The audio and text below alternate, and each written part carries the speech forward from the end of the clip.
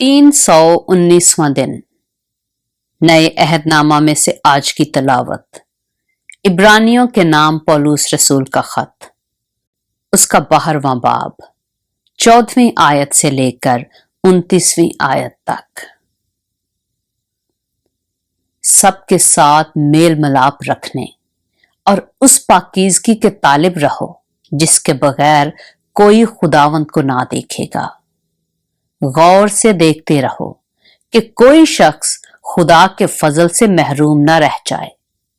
ऐसा ना हो कि कोई कड़वी जड़ फूट कर तुम्हें दुख दे और उसके सबब से अक्सर लोग नापाक हो जाएं, और ना कोई हरामकार या ईसाऊ की तरह बेदीन हो जिसने एक वक्त के खाने के एवज अपने पहलौठे होने का हक बेच डाला, क्योंकि तुम जानते हो कि इसके बाद जब उसने बरकत का वारिस होना चाहा तो मंजूर ना हुआ।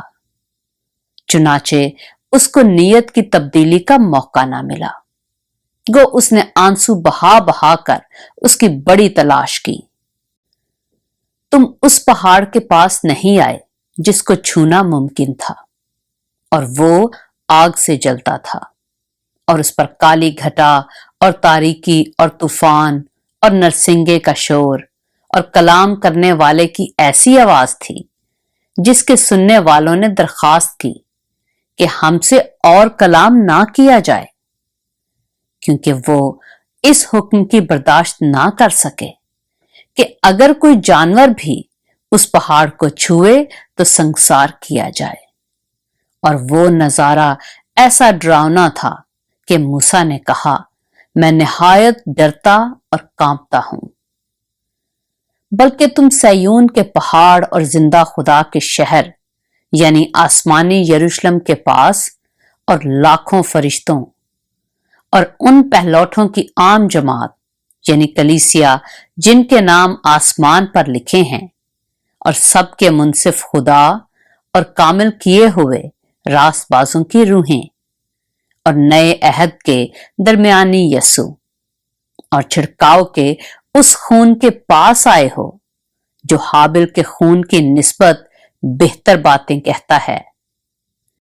खबरदार उस कहने वाले का इनकार ना करना, क्योंकि जब वो लोग जमीन पर हिदायत करने वाले का इनकार करके ना बच सके तो हम आसमान पर के हिदायत करने वाले से मुंह मोड़कर क्यों कर बच सकेंगे।